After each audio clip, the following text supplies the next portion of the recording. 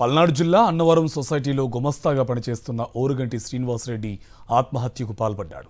అధికారుల వేధింపులు భరించలేక గడ్డి మందు తాగి ఆత్మహత్యయత్నం చేసుకున్నాడు. వెంటనే గమనించిన కుటుంబీకులు ఆసుపత్రికి తరలించారు. ప్రస్తుతం పరిస్థితి విషమంగా ఉందన్నారు వైద్యులు. ఈ నేపథ్యంలో వైఎస్ఆర్సీపీ మాజీ ఎమ్మెల్యే గోపిరెడ్డి శ్రీనివాసరెడ్డి పరామర్శించారు.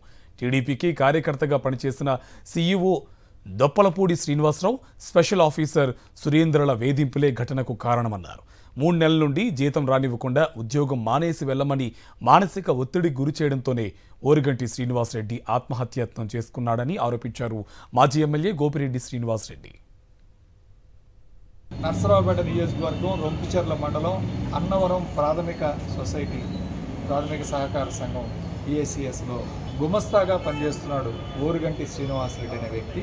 దొప్పలపూడి శ్రీనివాసరావు అనే వ్యక్తి ఇంతకుముందు CEOగా పనిచేశాడు.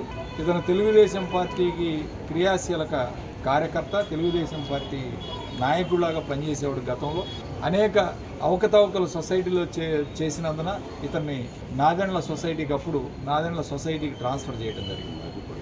మర్రిపాలెం నాదెండ్ల మండలంలో ఉన్న మర్రిపాలెం సొసైటీ. ఇతను ఎప్పుడైతే కౌంటింగ్ అయిపోయిందో మరుసటి రోజే వచ్చి అన్నవరం సొసైటీలో తిరిగి CEOగా జాయిన్ అయ్యి అప్పటి నుంచి ఈ ఓరుగంటి శ్రీనివాసరెడ్డి అనే వ్యక్తిని వేధింపులు గురి చేసి 3 నెలల నుంచి జీతం కూడా ఇవ్వలేదు.